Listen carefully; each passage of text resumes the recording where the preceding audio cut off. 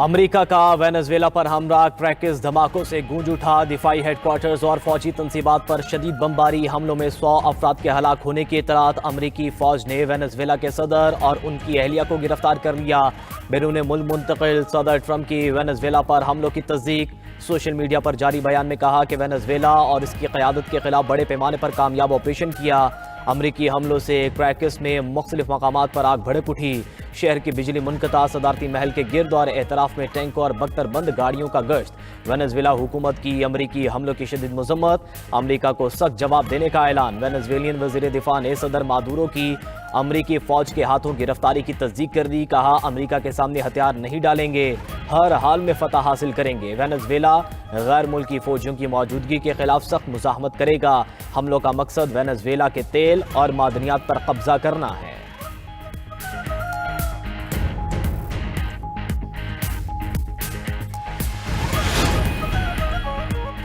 کیا صدر اور ان کی اہلیہ زندہ ہیں؟ وینزویلا نائب صدر ڈیلسی نے امریکہ سے ثبوت مانگ لیے۔ امریکی وزیر خارجہ نے کہا فوجی کارروائی عدالتی وارنٹ پر عمل درآمد کرانے کے لیے کی گئی۔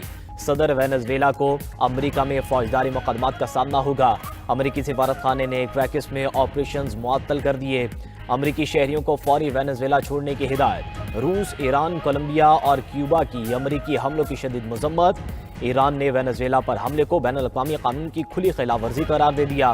حملہ علاقائی استحکام کے لیے خطرہ ہے، اقوام متحدہ سے فوری کارروائی کا مطالبہ۔ کولمبین صدر کا امریکی حملوں کے بعد وینزویلا کی سرحد پر فوج تعینات کرنے کا اعلان۔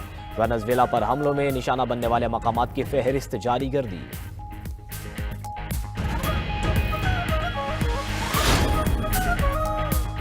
پاکستان کا دفاع ناقابل تسخیر، اہم سنگ میل عبور۔ پاک فضائیہ کے مقامی طور پر تیار کردہ تیمور ویپن سسٹم کا کامیاب تجربہ۔ Taimur air launch cruise missile 600 kilometre تک زمینی اور بحری اہداف کو نشانہ بنانے کی صلاحیت رکھتا ہے۔ کم بلندی پر پرواز کی صلاحیت، دشمن کے ایئر اور میزائل ڈیفنس سسٹم کو چکمہ دینے میں مؤثر۔ تیمور کروز میزائل جدید نیویگیشن اور گائیڈنس سسٹم سے لیس اور پاک فضائیہ کی روایتی دفاعی صلاحیت میں نمایاں اضافہ۔ تیمور ویپن سسٹم علاقائی سیکیورٹی ماحول میں پاکستان کی قابل اعتماد دفاع کو مضبوط بناتا ہے۔ تیمور میزائل کا کامیاب تجربہ قومی سلامتی کے اہداف کے حصول کی عکاسی کرتا ہے۔ فلائٹ ٹیسٹ کا مشاہدہ پاک افواج کے سینئر افسران اور سائنسدانوں نے کیا۔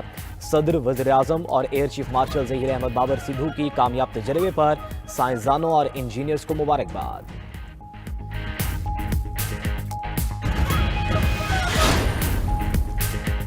نائب وزیر اعظم و وزیر خارجہ اسحاق ڈار بیجنگ چلے گئے۔ کل پاک چین وزراء خارجہ اسٹریٹجک ڈائیلاگ میں شرکت کریں گے۔ ترجمان دفتر خارجہ کے مطابق ڈائیلاگ میں دو طرفہ تعاون کے تمام پہلوؤں کا جائزہ لیا جائے گا۔ پاکستان اور چین کے درمیان اسٹریٹجک پارٹنرشپ کو مزید فروغ دیا جائے گا۔ اسحاق ڈار 2026 میں چین کا دورہ کرنے والے پہلے غیر ملکی اعلیٰ عہدیدار ہیں۔ نائب وزیر اعظم اسحاق ڈار کا سعودی وزیر خارجہ سے ٹیلی فونک رابطہ۔ خطے کی تازہ صورتحال پر تبادلہ خیال۔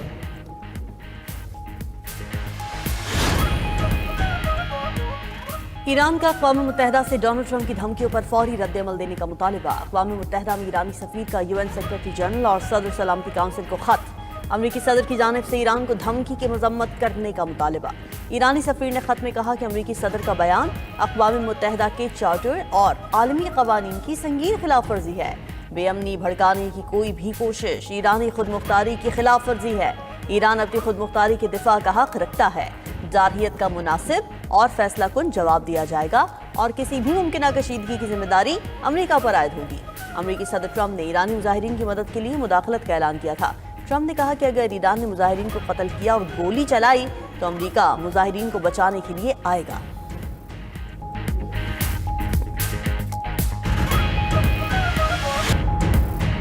ایران میں مہنگائی اور کرنسی میں گراوٹ کے خلاف عوامی مظاہرے جاری۔ مختلف مقامات پر ایرانی پولیس اور مظاہرین میں جھڑپیں، اب تک 6 مظاہرین اور 1 پولیس اہلکار جاں بحق۔ مظاہرین کے پتھراؤ سے 30 سے زائد پولیس اہلکار زخمی۔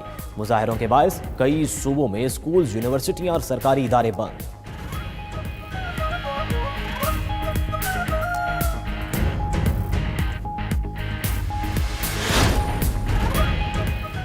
عدالت کا وزیر اعلیٰ خیبر پختونخوا سہیل آفریدی کو گرفتار کر کے پیش کرنے کا حکم۔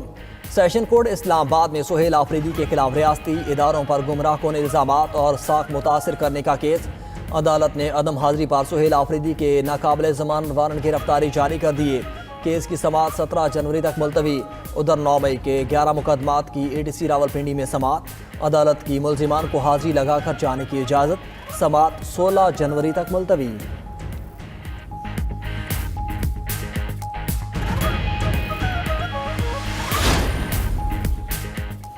پنجاب میں امراض قلب کے لیے انٹرویسکولر سرجری کی جدید ترین تکنیک متعارف کرانے کا فیصلہ۔ وزیر اعلیٰ پنجاب مریم نواز سے اوکلاہوما ہارٹ اسپتال کے وفد کی ملاقات۔ پنجاب میں ڈاکٹرز کی ٹریننگ کے لیے خدمات حاصل کرنے پر اتفاق۔ مریم نواز کی انٹرویسکولر سرجری کے لیے جدید طبی آلات کی خریداری کی ہدایت۔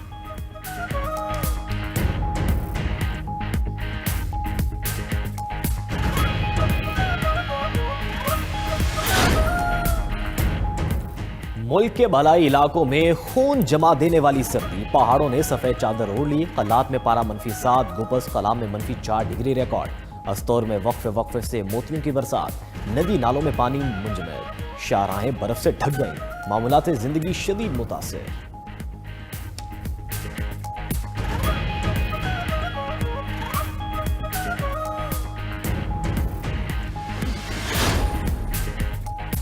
چیئرمین PCB محسن نقوی کا حنیف محمد ہائی پرفارمنس سینٹر کا دورہ، کوچز اور کھلاڑیوں سے ملاقات۔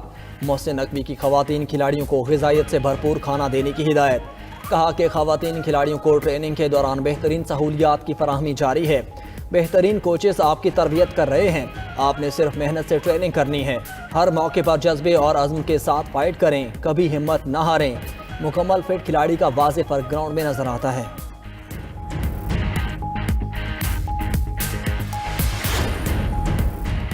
میکسیکو 6.5 شدت کے زلزلے سے لرز اٹھا، مختلف واقعات میں خاتون سمیت 2 افراد ہلاک، اسپتالوں اور عمارتوں کو بھی نقصان پہنچا۔ زلزلے کا مرکز پیسیفک ساحل کے قریب گیریرو میں تھا۔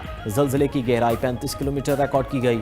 زلزلے کے بعد 420 آفٹر شاکس آئے۔